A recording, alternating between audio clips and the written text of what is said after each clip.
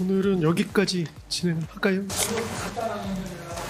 뭐 이게 정말 확 없는 겁니까? 아니면 이게 뭡니까? 이런 거를 좀 물어볼 만한 그 궁금증이 안 생겼을까요? 솔직히 말씀면 제가 대놓고 싶은 부분입니다. 그 부분을 아니, 제 말씀은 제가 일단은 여쭤보는 증인 말씀을 것만. 끝까지 한번 들어보시죠. 네. 일단은. 오늘 오전 내란 우두머리 공판에서 다시 대면한 두 사람.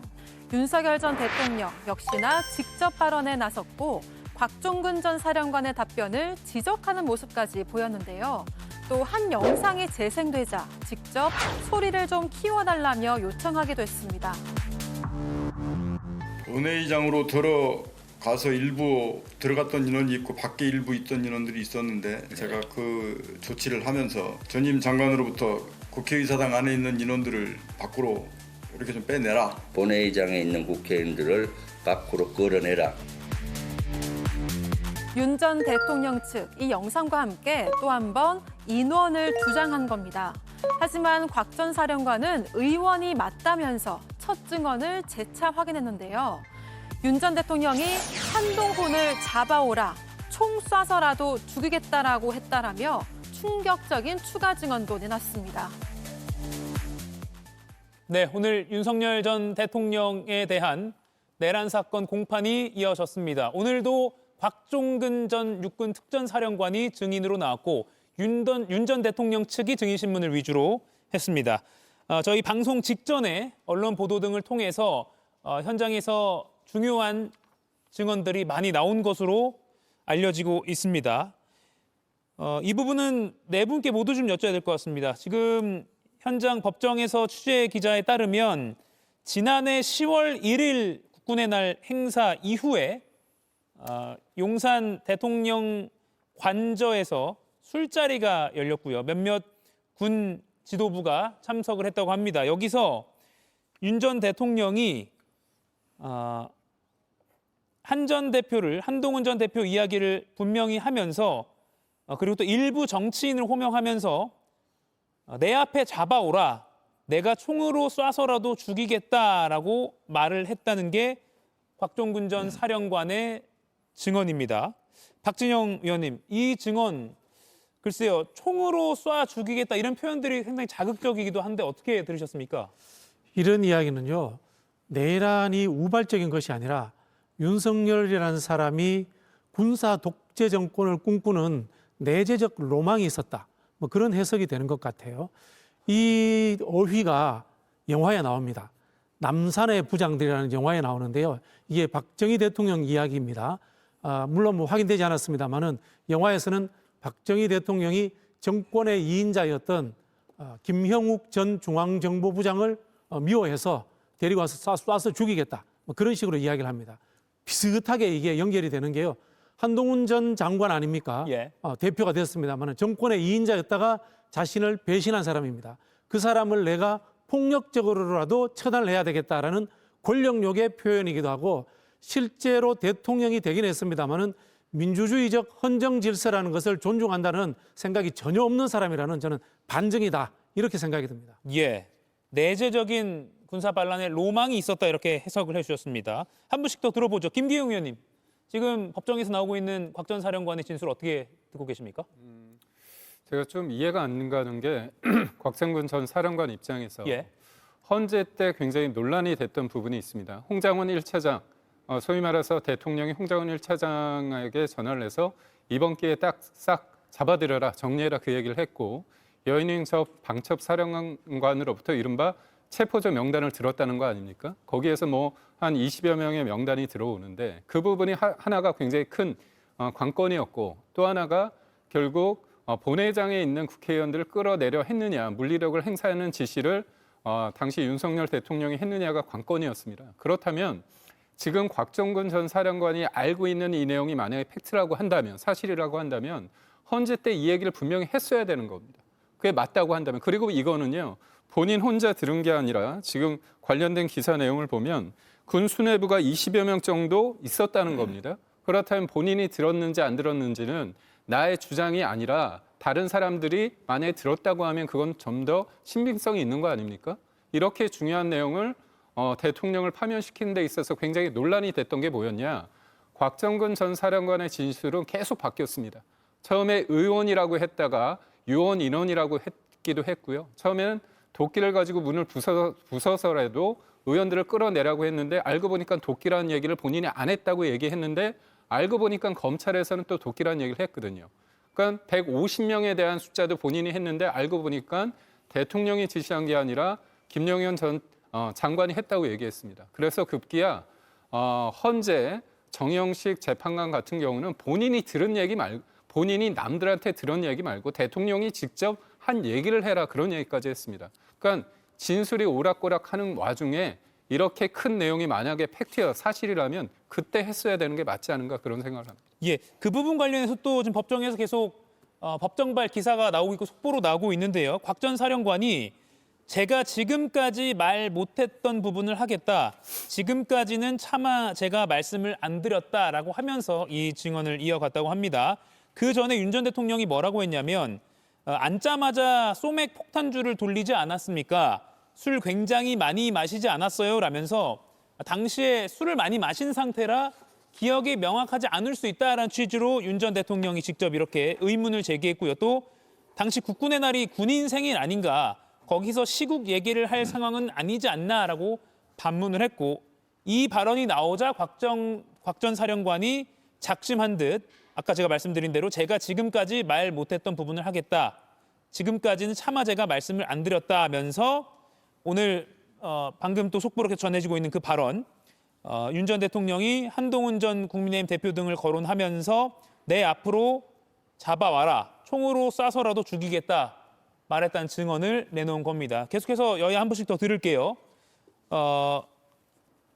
방금 이 증언과 또 속보로 계속 나오고 있는데요. 조기현 의원님 어떻게 들으셨습니까? 그 윤석열 전 대통령의 평소 성정 예, 그리고 이 아무런 문제가 없는 이 둘이 사나의 정치 상황을 반국가 세력 체제 전복 세력의 준동이라고 인식하고 있었던 망상, 망동. 물론 그게 정치적 반대 세력에 대한 정치적 보복 목적이었을 뿐이었죠. 그걸 실제 12월 3일 비상계엄 내란으로 실행에 옮긴 점, 그리고 정치인 체포 명단을 작성했다는 사실관계에 비추어 보면 이런 식의 발언이 언제 어디서든 충분히 있었을 거라고 추정을 하고 추측은 할 수 있었지만 실제 그 자리에 같이 있었던 곽정근 사령관의 진술에 의해 확인되는 게 참 충격적입니다. 서글프고 참담하죠. 어찌됐든 저는 이 발언이, 이 증언이 나오게 된 동기에 주목하는데요. 곽정근 사령관이 굳이 이 얘기를 먼저 꺼낼 동기나 이유는 없습니다. 검찰 조사 과정에서 10월 1일 모임, 관저 모임에서 한동훈 대표와 관련된 언급이 있었다. 그때 뭐 비상대권 관련된 얘기를 하면서 언급이 있었다는 정도의 내용은 이미 나와 있었는데 쏴주겠다는 말은 차마 못했다는 거 아니겠습니까? 그게 왜 그러냐면 윤석열 대통령이 재판에 전혀 출석하지 않다가 예. 최근에 나오기 시작했습니다.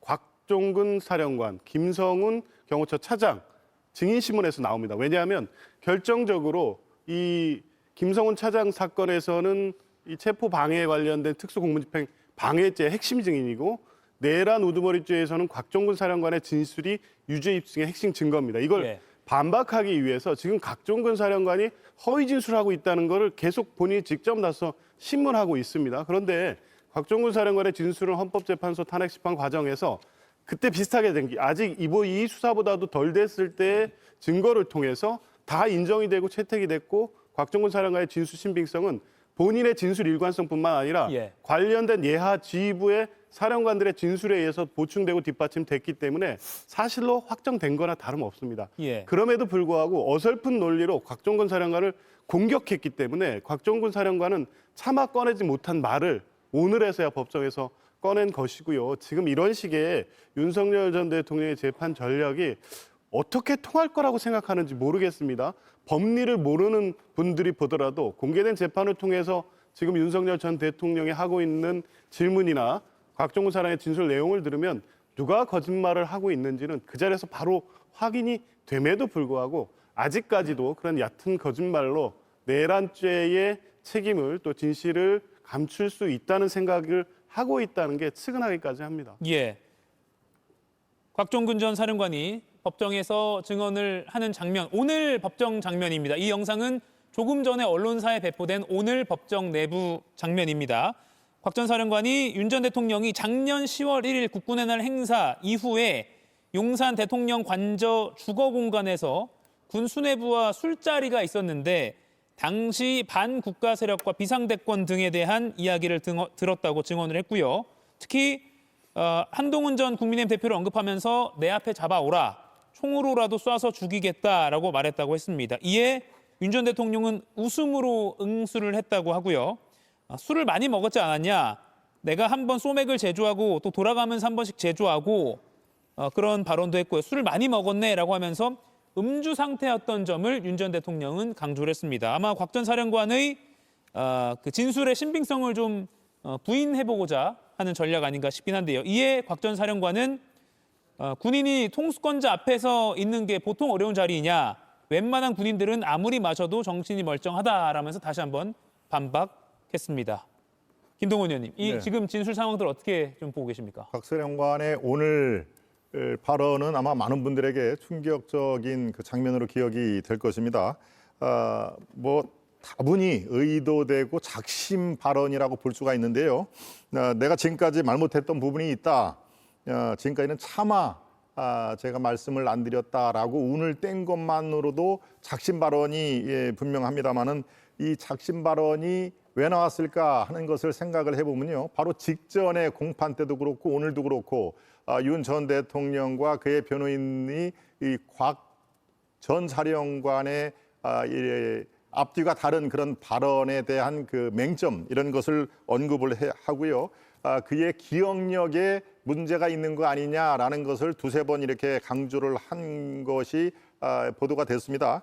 그리고 그의 판단력, 그 정도 되면은 김영은 전 국방부 장관의 병력 동원은 어느 정도나 되고 이게 정말 뒤엎자는 것인지 아니면 정말 경고를 하는 차원인지 궁금해서 물어보는 게 당연하지 않습니까? 라고 물어볼 그 질문에는 끝까지 답을 안 한 상태인데요. 예. 바로 그런 상태에서 곽 전 사령관은 아마도 우리가 죄수의 딜레마라는 것을 이 대목에서 또 얘기하지 않을 수가 없습니다. 내가 얘기 안 해도 어차피 이 얘기는 누구 입에서는 터져나오겠다. 그리고 지금 바로 직전 공판과 오늘 윤 전 대통령에 대한 그 심정이 좋을 리가 없겠죠. 그래서 내가 그렇다면은 오늘 작심 발언을 하자라고 돼 있는데요. 여기서 한 가지 우리가 주목할 것은 지금까지의 곽 전 사령관 그의 발언이 상당히 이렇게 초지일관한 면이 별로 없었다는 점, 그리고 이 핵심 증언 중에서 가장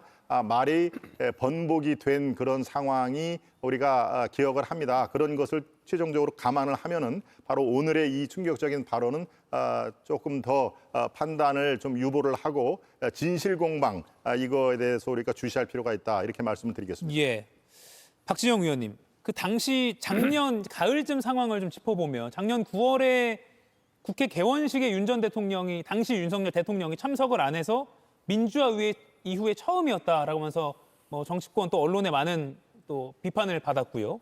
그리고 한동훈 당시 국민의힘 대표와 뭔가 김건희 당시 여사의 사건 의혹을 두고 용산과 한동훈 두 세력이 뭔가 좀 맞서는 그런 상황이었잖아요. 그런 상황 때문에 뭐 취중이든 아니든 국군의 날 행사에서 윤 전 대통령이 이런 발언이 나왔을까요? 왜 이런 발언이 나왔다고 보십니까? 저는 뭐 윤석열 대통령이 한동훈 비대위원장을 시켜줬지 않습니까? 근데 그 이후에 한동훈 비대위원장이 윤석열, 김건희 이야기를 잘 안 들어요. 공천 문제도 그렇고 그 부분들이 김영선 씨와 명태균 씨 통화에도 그런 이야기들이 또 나옵니다. 그런 상황들 속에서 결국은 내가 국회에서 여당도 내 말을 안 듣고 야당은 거부권을 행사하고 이런 상황에서 나는 대통령으로서 수행할 수 없다. 예. 그럼 어떻게 해야 되느냐? 폭력적 방법으로서 이걸 뒤엎어야 되겠다라는 생각을 꾸준히 하고 있었다고 봅니다. 이게 2달 전이지 않습니까? 그리고 군수뇌부라고 하는 것은 이른바 군사 쿠데타에 동원할 수 있는 핵심적 인력들입니다. 그 사람들과의 회식 자리에서 이런 이야기를 한 겁니다. 오랫동안 군사 쿠데타를 준비했다. 이렇게밖에 볼 수 없는 거고요. 곽종근 위원장 문제를 거론하시는데 곽종근 위원장의 구체적 어휘 사용에 바뀐 적은 있습니다. 예를 들자면 도끼를 들고 부셔라고 했다. 근데 도끼가 아니었다라고 이렇게 이야기했습니다만은 곽종근 위원장은 일관성 있게 윤석열, 김용현 라인에서 명령이 내려왔다는 이야기를 꾸준히 하고 있습니다. 다만 들었는 내용의 차이에서 인원이었던가 의원이었던가 도끼를 사용하라 했던가 말았던가 이런 어휘의 차이일 뿐인 겁니다. 그런 부분에서는 곽종근 사령관의 이야기가 굉장히 증언으로서 의미가 있다라는 생각이 들고요. 곽종근 사령관의 증언을 뒷받침하는 것은 그날의 생생한 영상들입니다. 군인들이 들어오고 하는 영상들, 창문을 깨는 영상들, 잡기 위해서 뛰어들어가는 영상들, 이 모든 것들이 곽종근 사령관의 증언과 일치합니다. 그런 부분에서 저는 윤석열의 명령에 의해서 군사 쿠데타가 일어났고 의원들을 빼내려고 했다라고 모든 국민들이 생각할 거라고 봅니다. 예, 지금 오늘 법정에서의 상황, 조금 전 언론사에 배포된 영상을 보고 계십니다. 왼쪽이 곽종근 특전사령관, 오른쪽이 윤석열 전 대통령입니다. 김기웅 의원님 반론 있으십니까? 그러니까 우선적으로 곽종근 전 사령관의 워딩이 굉장히 중요했습니다. 국회의원을 끌어내리는 것과 요원과 인원은 아니 군인들이 있었기 때문에 그 대상의 인원 요원이 군인일 수 있는 겁니다. 그게 아주 중요한 대목이었는데 이 사람의 진술이 어디에서 나왔느냐? 김병주 의원의 유튜브에서 나왔습니다. 근데 재밌는 게 김병주 의원이 유튜브를 시작하면서 그 부대에 들어갈 때 어떻게 얘기하냐면 자신이 무섭다고 합니다. 계엄 이후에 있기 때문에. 그런데 알고 보니까 김병주 의원하고 이분하고 예전부터 잘 알던 사이고 그다음에 사전에 모의됐습니다. 예상 질문까지 갔습니다. 그래서 이분이 곽종근 전 사령관이 이준우 전 수방사령관한테 같이 인터뷰하자고 했습니다. 그 내용이 다 나왔습니다. 그렇다면 이거 처음에 이분이 어떻게 예를 들어서 여야가 모이는 국방위에 가서 진술을 한다고 한다면 그건 100번 양보하는데 민주당 의원의 유튜브에 가서 얘기를 하는데 그 녹취 내용은 다 국민들이 봤습니다. 뭐라고 얘기하냐면 처음에 인원이라고 얘기합니다. 그러니까 옆에 박선 의원이 의원이라고 작게 나지막하게 얘기합니다. 그러니까 의원이 된 겁니다. 이거는 부인할 수 없는 팩트입니다. 제가 말씀드린 건 뭐냐면 본인이 이 계엄에 대해서 처음에 반대를 적극적으로 해서 안 했으면 제일 무리가 없는데 계엄을 했는데 이게 문제가 됐습니다. 그렇다면 본인 입장에서 대통령이 지시해가지고 내가 했다고 했을 때의 책임 정도와 아니면 대통령이 아니라 국방부 장관이 했을 때 했던 거와 차원이 다른 겁니다. 그러니까 여러 가지가 본인이 직접적으로 대통령이 지시한 부분에 대해서 명확히 얘기하지 못한 부분이 너무 많았습니다. 그래서 우리가 곽종근 전 사령관의 어떤 진술에 대해서 의문점이 있었고 그리고 또 하나의 축이었던 홍장원 1차장의 그 메모 그리고 이분이 어두운 곳에서 왼손으로 갈겨 썼다고 해서 그 메모가 잃어버렸다고 하는데 나중에는 메모가 또 나타나기도 했거든요. 이런 여러 가지 상황을 봤을 때 두 명의 핵심 진술이 그날의 상황을 계엄이 곧 내란 아닌가에 대해서 국민들이 각인되는 효과가 있었기 때문에 윤석열 전 대통령 입장에서는 이 곽종근 전 사령관의 어떤 진술에 대해서 내가 재판에 나와서 해야겠다는 생각을 하지 않았을까 생각을 합니다. 예. 이 부분 간단하게 반론을 드리면 네, 조기 의원님. 이게 곽종근 사령관 진술 신빙성 공격한다고 해결될 일 아닙니다. 다른 진술과 증언들이 있고요. 특검이 확보해서 그 법원에 제출한 증거에는 당일 이 지시가 이루어지고 있던 상황은 특전사령관이 이 지시를 예하부대에 하면서 지휘통제실 마이크를 켜놨기 때문에 예하부대 부대장들이 다 들은 내용입니다. 관련된 진술이 다 확보돼 있고요. 그 과정에서 몇 가지 이 말의 어떤 불일치, 언어의 표현의 불일치를 가지고 마치 허위사실을 증언하는 것처럼 계속 증언을 해왔지만 단 한 번도 그 진술의 신빙성이 탄압된 적이 없고요. 김병주 의원과의 인터뷰 내용은 이거 본질이 아닙니다. 그리고 그 내용에서 얘기하고 있는 것도 일관되게 실제 12월 3일, 4일에 있었던 내용의 실제적 사실과 일치되기 때문에 저런 방식으로 윤석열 대통령이 당일의 사실관계를 부인한다고 해서 인정될 가능성이 전혀 없습니다. 그럼에도 불구하고 저렇게 공개적으로 곽종근 사령관을 공격하기 때문에 지난 재판에서는 서글퍼서 울컥하고 트라우마를 얘기했습니다. 예. 이번엔 도저히 더 이상 이렇게 갈 수는 없다고 판단했기 때문에 차마 국민들께 이 얘기까지는 할 수 없었지만 할 수밖에 없는 사정이 됐다고 스스로 판단한 것 같습니다. 예. 인원인가 의원인가의 차이를 여쭤보고 싶어요. 인원이면은 누구를 끄집어내라고 한 겁니까? 인원이면 그럼 다른 사람 끌어내라고 한 거예요? 그러니까 제가 말씀드리지 않았습니까? 거기 군대에 있는 사람인데 서로 얽히고 어떻게 보면 물리적 충돌이 있을 수 있으니까 나오라고 했다는 게 윤석열 전 대통령 측의 얘기 아닙니까? 이게 황당무계한 게 군인이 들어가서 군인을 끌어내라라고 이야기하는 게 이게 말이 됩니까? 자, 우리 군인들은 인원 숫자로 세는데 훈련된 사람들입니다. 이 인원이라고 하는 것은 해석해 보자면 150명이라는 국회의 과반의 인원을 이야기하는 겁니다. 그 인원을 빼내라. 150명이 되지 않도록 하라라는 것을 군대 용어로 인원이라고 저희가 추론할 수 있습니다. 그러면 이 인원이라는 것은 결국 의용과 똑같은 거예요. 근데 이 인원을 군인이라고 이야기하면 군인이 들어가서 군인을 끄집어낸다. 그건 말이 안 되는 거고요. 제가 그날 현장에 있었습니다. 군인들끼리 마찰이라든가 서로 간에 명령을 내려서 부대 간에 갈등이 있어서 끄집어내고 이런 전혀 없었습니다. 이게 말이 안 되는 그냥 단어 하나를 가지고 억지로 우기는 것에 불과합니다. 이건. 자, 윤석열 전 대통령 측이 입장문을 냈는데요. 조금 전에 들어와 있습니다. 곽 전 사령관의 관련 증언 직후에 윤 전 대통령 측 변호인단은 전혀 사실이 아니다라는 입장을 냈습니다. 모두 처음 듣는 이야기다. 윤 전 대통령은 그런 말을 한 적이 없다.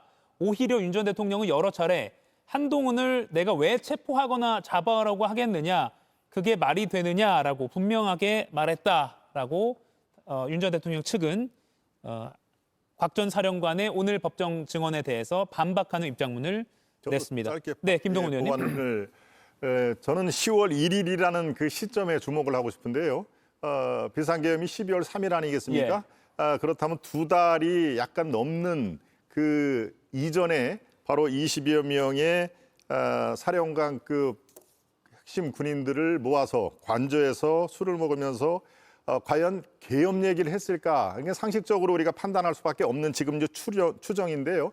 여기에 20여 명은 그날이 10월 1일 국군의 날이라는 거 아니겠습니까? 예. 그러니까 국군의 날 행사에 수고했던 예하 부대 간부들일 텐데 이 예하 부대 간부들이 비상계엄에 실제로 이전부터 이 공모를 했다 하더라도 20여 명이 아마 반 정도는 관계가 없거나 매우 희박하는 그런 간부들일 것입니다. 다 20여 명을 모아놓고 여기서 내가 조만간 계엄을 터뜨리고 한동훈 XX 잡아와 내가 총으로 쏴줄 거야. 이렇게 상식적으로 판단을 할 때 2달이라는 텀은 너무 길다 하는 면에서 지금 뭐 윤 전 대통령 변호인단에서도 처음 듣는 얘기다. 그런 사실 없다라고 얘기를 합니다만은 우리가 시점에도 주목할 필요가 있다. 이런 말씀 부차적으로 드립니다. 예, 작년 10월 1일 76주년 국군의 날이었고요. 서울공항에서 당시 김용현 국방장관과 사열하는 그런 모습 아마 생중계로 보신 모습 기억이 나실 겁니다. 빗속에서 치러졌던 그런 기억도 제가 기억이 나는데요.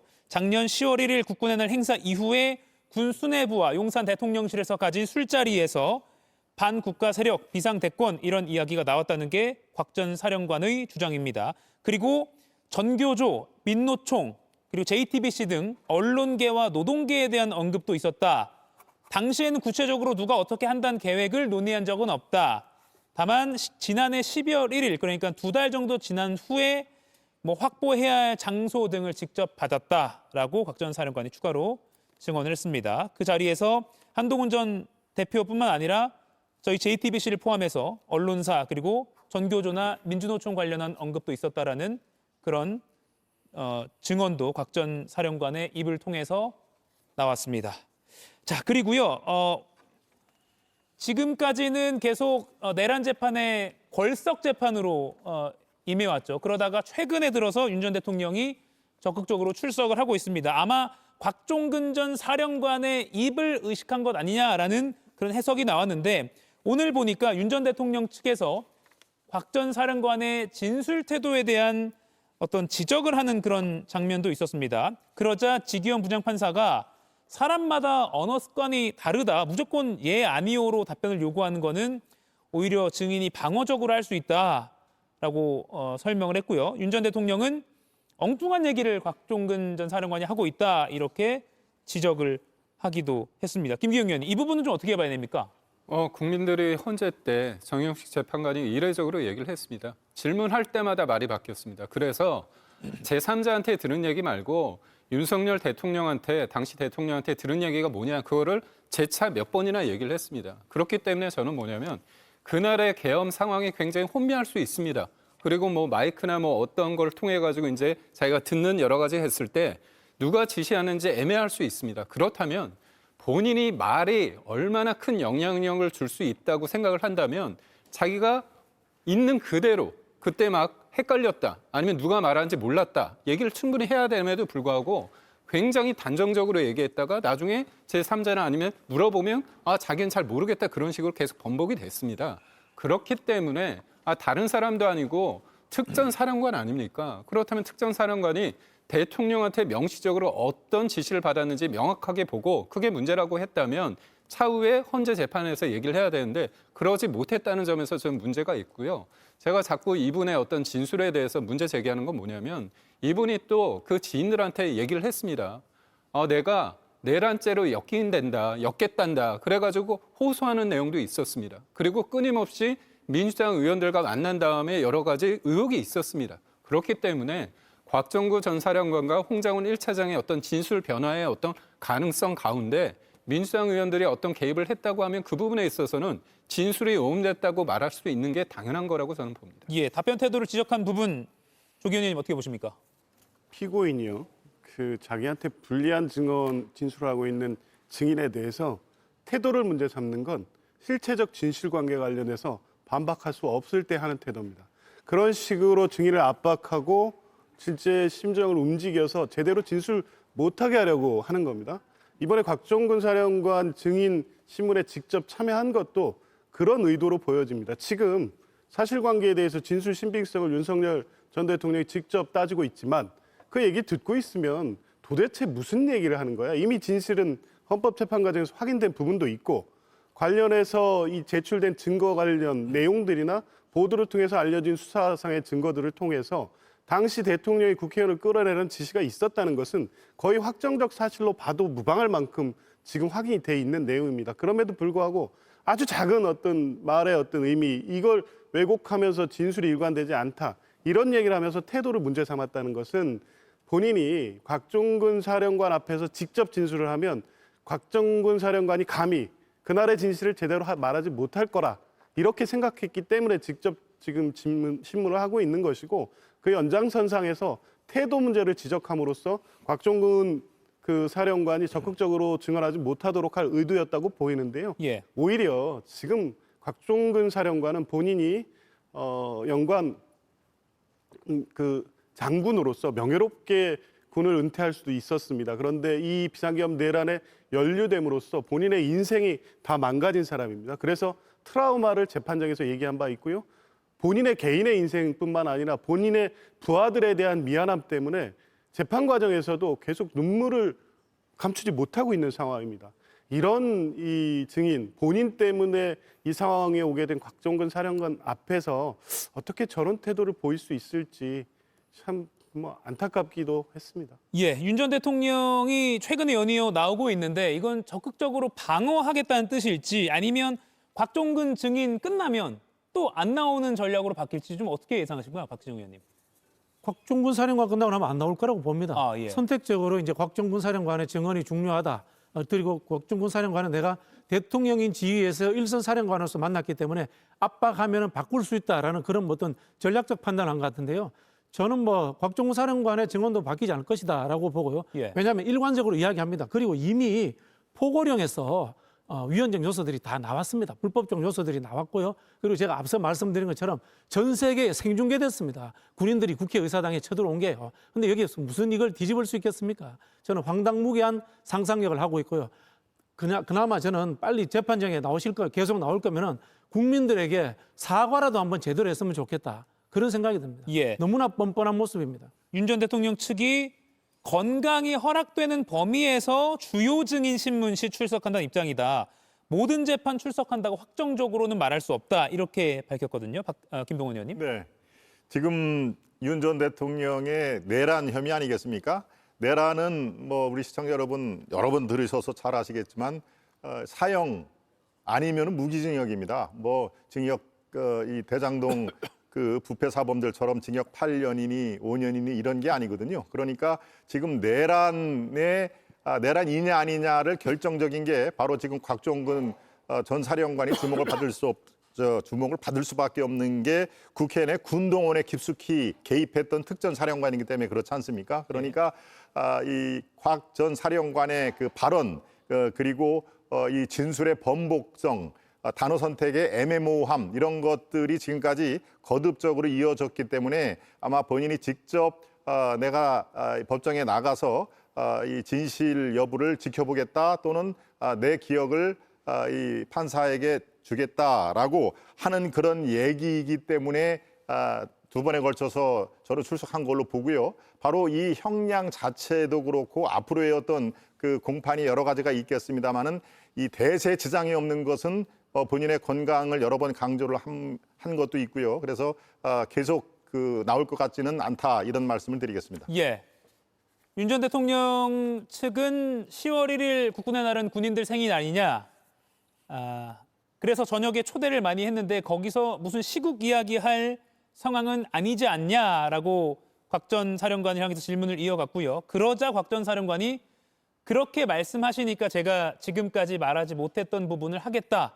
차마 그 말씀은 안 드렸는데 라고 하면서 한동훈하고 일부 정치인들을 호명하면서 당신 앞에 잡아오라고 했다. 당신이 이제 제3의 인물을 상대를 높이는 존칭이죠. 당신 앞에 잡아오라고 그랬다. 당신이 총으로 쏴서라도 죽이겠다 했다. 이렇게 법정에서 증언했고요.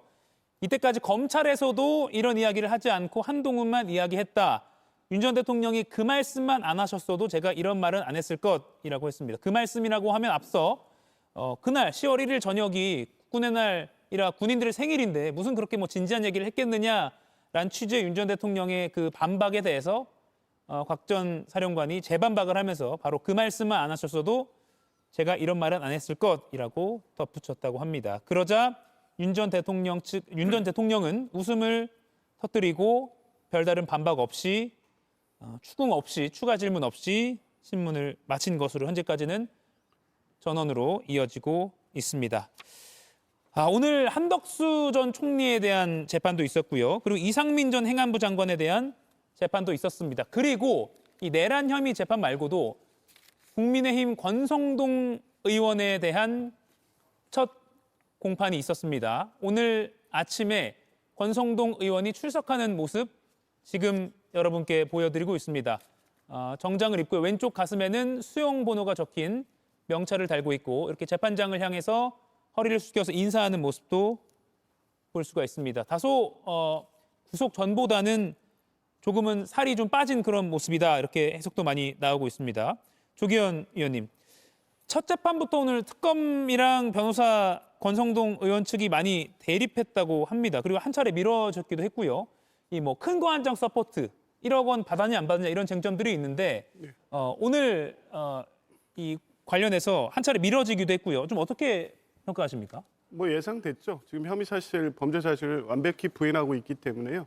지금 일단 이 공소 제기된 범죄 사실은 1억 원 윤영호 본부장으로부터 그 여의도 식당에서 1억 원 현금 수수 부분인데요. 현금 수수한 적 없다고 부인하고 있습니다. 그럴 거로 예상은 했고요. 이제 중요한 것은 본인의 그 부인한 진술에도 불구하고 관련돼서 당시 현금 1억 원이 건네졌다는 여러 가지 물증들도 특검은 확보하고 있고 증거로 제출돼 있을 겁니다. 윤영호 본부장의 진술도 있고요. 그 전후 주고받은 메시지에서도 현금이 전달됐던 것을 강하게 암시하는 내용이 있고 윤영호 본부장의 배우자인 재정본 부장이 실제 돈을 준비해서 사진을 찍어서 보관하고 있던 당일의 내용도 있습니다.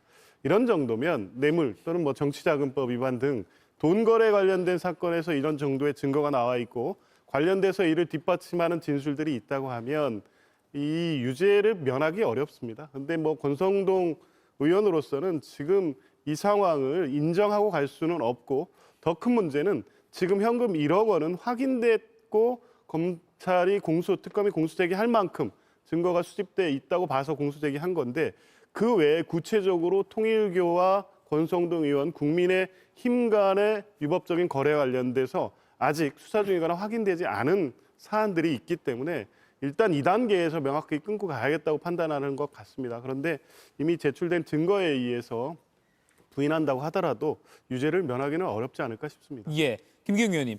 지금 권성동 의원 측은 윤영호 통일교 전 본부장과의 만난 건 인정을 하고 있는데 돈을 받은 건 부인하고 있거든요. 이거는 어떻게 보십니까? 지금 이른바 이제 그 통일교회 그 본부장이란 분이 다이어리에 자기가 큰 거 한 장 이렇게 적혀 있고 관련된 돈 관련해서 본인이 찍은 거를 제출한 것으로 알고 있습니다. 그렇다면 본인이 만들어냈을 개연성을 아예 배제하지 못한다는 겁니다. 이게 크게 봤을 땐 그겁니다. 실제로 돈이 전달이 됐는지 아니면 본인이 그 1억을 통일교에서 받아가지고 배달 사고를 했고 그거를 줬다고 했는지에 대한 쟁점이 그거라고 보는데 권성동 의원은 검사 출신입니다. 4선을 했는데 저도 몰랐는데 이제까지 출판 기념회를 한 번도 하지 않았다고 합니다. 출판 기념회를 하면 아무래도 이제 돈을 합법적으로 돈을 받을 수 있는 그런 상황 아닙니까? 그렇다면 권성동 의원이 만약에 돈에 대한 욕심이 있다면 충분히 매해 출판 기념회를 통해서 본인이 합법적인 후원금을 받을 수 있는 상황이라는 거죠. 그렇다면 그건 하지 않은 상태에서 이 사람이 어떤 사람이냐면 원래부터 권성동 의원과 잘 알던 사이가 아닙니다. 그날이 두 번째 만나는 날이라고 합니다. 그리고 그 만난 장소가 중식당인데 여의도에서 굉장히 큰 식당입니다. 예. 그래서 많은 사람들이 오가는 자리에서 두 번째 만나는 사람한테 1억 원을 받는다? 그랬을 때 저는 모르겠습니다. 저는 그럴 생각이 없을 것 같거든요. 물론 돈을 받으면 절대 안 되겠지만 돈을 만약에 설사 받는다고 했을 때 과연 믿을 만한 사람인지, 그리고 왜 대낮에 그렇게 많은 사람들이 오가는 거에서 돈을 받는지, 이 부분에 대해서는 권성동 의원 측에서 이거는 굉장히 합리적이지 않다. 그렇기 때문에 내가 만난 건 만나는 거지만 실제로 그 현장에서 돈을 받은 건 아니다. 이렇게 주장을 하고 있는 것으로 알고 있습니다. 예, 오늘 아침에 권성동 의원이 구속 후 처음으로 공개석상에 자리한 모습, 법정 내부 촬영 모습 여러분들께 보여드리고 있습니다. 박지영 의원님, 근데 이제 앞서 김기웅 의원이 말한 것처럼 다이어리 그리고 돈 사진, 특검 입장에서는 많이 규명할 만한 증거를 많이 갖고 있어서 재판부가 이걸 어떻게 해석할지. 아마 뭐 언론에 나온 거는 그 다이어리하고 돈 사진입니다만 특검은 또 다른 증거도 가지고 있을 거라고 봅니다. 정황적인 증거도 갖고 있을 거라고 보는데, 그렇다면 권성동 의원이 받지 않았다라는 정황적인 증거를 또 만들어내야 됩니다. 예. 그런 부분이 저는 중요하다고 보고요.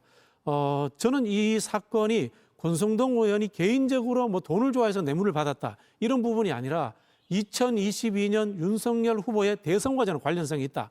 이렇게 해석하는 것이 맞다고 봅니다. 이게 2022년 1월 5일 중식당이거든요. 대통령 선거 직전입니다. 그러면은 권성동 의원이 만약에 그 돈을 받았다고 칩시다. 그럼 그 돈은 어디로 갔을 것인가 우리가 짐작을 해봐야 됩니다. 여러 가지 경우의 수가 있겠죠. 후보였던 윤석열, 김건희 쪽에 보고했을 수도 있고요. 그렇지 않다면은 대선을 위한 선거운동 자금으로 썼을 가능성도 있고요. 그렇기 때문에 이 사건이 권성동 의원의 뇌물 사건이 아니고 정치자금법 사건이 되는 겁니다. 그런 부분에서 저는 권성동 의원도 이 돈과 관련해서 본인이 밝힐 수 없는 속사정이 있지 않을까. 저는 뭐 그런 짐작도 해보고요. 이것까지도 특검이 저는 밝혀내야 된다고 봅니다. 예. 오늘 다룰 이슈가 많습니다. 김동훈 의원께 이거 마지막으로 여쭙고 백다 앵커에게 좀 넘기겠습니다. 오늘 내란 특검이 추경호 국민의힘 의원, 내란 불법 비상계엄 당시에는 이제 국민의힘 원내대표였습니다. 표결 방해 의혹과 관련해서 구속영장을 청구했습니다. 어떻게 전망하십니까? 네, 지금 추경호 전 원내대표죠. 예. 피의자 신분으로 지난 30일 아주 장시간에 걸쳐서 조사를 했을 때 특검에서는 이미 구속영장 청구 방침을 설정을 했다고 제가 알고 있습니다. 그 내용 중에 이른바 시민들이 국회 앞에서 군인들과 대치한 상태를 이미 충분히 파악하고 있었다. 두 번째는 군인들이 국회 내에 지금 진입을 하고 유리창 등을 깨트린 상태의 전반적인 상황 파악을 몰랐던 게 아니라 누구보다도 잘 알고 있었다. 그래서 이른바 국민의힘 의원들을 국회가 아니는 당사에 오라 또 국회로 가라 이 두세 번 왔다 갔다 한 적이 의도적으로 표결을 참석을 못하도록 그렇게 방해를 했다. 이제 이게 핵심인데요. 그 당시의 상황이 정말 아주 촌각을 다툴 정도로 상당히 스피디하게 전개가 되고 한 채 앞 30분 뒤에 어떤 상황이 벌어질지를 모르는 상황이기 때문에 원내대표의 본인 판단뿐만이 아니라 아마 의원들한테 충분하게 이렇게 전화를 수시로 돌렸다고 합니다. 물론 뭐 용산에 통화되는 사람들하고도 통화를 했을 가능성이 있겠죠. 근데 과연 이게 진정으로 내란의 어떤 이 숟가락을 하나 얹는 그 정도가 아니라 깊이 공모를 했고 적극적으로 이 표결에 방해를 했냐, 이것은 역시 따져볼 이 법리적으로 다툴 만한 그런 상황이 충분히 있다고 보여집니다. 그러니까 오늘 이미 이제 24시간 내에 이게 결정이 된 건데요. 우리 국민의힘의 전직 바로 직전의 원내대표의 구성 여부이기 때문에 아주 이 주시를 하고 있는 것은 당연합니다만은 글쎄요, 섣불리 판단을 할 그 상황은 아니다. 적극성이 어느 정도나 개입이 돼 있었냐라는 것은 바로 한덕수 또는 박성재 전 법무부 장관의 어떤 구속영장 기각에도 그런 게 적혀 있기 때문에 저는 앞으로 있을 그 영장 발부 상황을 아주 주시를 해볼 필요가 있다 이렇게 생각을 합니다. 아직 심사 일정은 잡히지 않았습니다. 김기영 의원님 짧게요. 네, 아주 짧게 말씀드리자면 국회에서 모이려고 했었습니다. 그런데 그 당시에 한동훈 대표실에서 못 들어가기 때문에 당사에서 최고위원회를 하자고 했습니다. 최고위원회를 당사에서 했기 때문에 의원총회도 하는 게 좋다고 해서 우선 갔습니다. 그러고 나서 대통령과 통화를 하고 나서 대통령하고 통화하고 난 뒤 9분 후에 다시 국회로 가자고 했습니다. 그렇다면 방해할 목적이면 국회에 있지 않고 당사에 있는 게 맞는 거잖아요. 그렇기 때문에 윤석열 대통령과의 통화, 내가 미리 알려주지 못해서 미안하다는 그 2분 통화 후에 9분 후에 국회로 갔다는 게 본질적인 거고요. 그 전에 왜 당사로 갔느냐? 그거는 추경호 원내대표가 원했던 게 아니라 당 대표실에서 국회에 못 들어가기 때문에 최고위를 당사에서 하자. 그렇다면 당사를 최고위에서 하니까 의원총회도 하자. 그렇게 해서 당사에 갔던 겁니다. 네, 지금 국민의힘 패널 두 분 말씀 들었기 때문에 조기현 의원 말씀 듣고 백다연크에게 넘길게요. 그 계엄 해제 표결 방해를 내란 주요 임무 종사자로 해서 이 구속영장을 청구했다고 하면 지금 설명하는 내용 정도 외에 확보된 증거가 분명히 있을 겁니다. 지금 그 사이사이에 비어 있는 건 뭐냐면 대통령과의 통화가 그 막중한 시점에서 미리 얘기 않고 해서 미안하다 그런 통화를 했다는 게 상식적으로 받아들여지겠습니까? 그리고 이 장소를 변경하면서 국회의장과 통화한 사실이 있습니다. 지연을 요구합니다. 근데 만약 그 지연이 다 받아들여지고 의도한 대로 됐고 대통령과의 통화 내용이 아직 확인할 수는 없습니다만 그 과정에서 어떻게든 계엄 표결을 늦추라고 해서 그게 실제 완성이 됐다고 하면 물론 야당 의원들의 수만으로도 해제 표결이 가능했지만 불가능했을 수도 있습니다. 계엄군이 본회의장에 진입했다고 하면 끝난 상황입니다. 그런데 그걸 의도했다고 볼 수 있는 증거들이 확보됐기 때문에 구속영장까지 청구됐다고 보고요. 추단할 수밖에는 없습니다만 조사 시간에 비해서 조서 확인 열람 시간이 그렇게 길었다는 것은 실제 특검의 질문 내용 중에 상당히 혐의 사실에 접근할 수 있는 내용과 증거들이 확보돼 있었고 그래서 진술 하나하나에 신중할 수밖에 없었기 때문에 조사 열람에 그렇게 많은 시간이 걸릴 수밖에 없었다고 볼 수 있거든요. 그렇다고 하면 특검의 구속영장은 상당히 탄탄하게 준비돼 있을 것이다. 다만 관건과 변수는 당연히 이 발부될 줄 알았던 구속영장이 박성재 법무부 장관, 한덕수 총리에서 번번이 기각되는 것을 보면서 결과를 예측하기는 어렵습니다만 일단 혐의 내용과 특검이 지금 밝히고 있는 내용으로 보면 구속영장 발부 가능성이 높다고 보는 게 맞습니다. 내란 특검 입장에서는 상당히 이게 발부가 안 된다면 좀 타격이라고 할까요? 어떤 수사 중간 성적표, 물론 이 영장 청구가 유무죄를 가르는 건 아니기 때문에 언론에서 그렇게 말붙이기 좋아합니다만 그런 식의 조금의 역풍을 또 우려하고 있는 상황 아닐까 싶기도 합니다.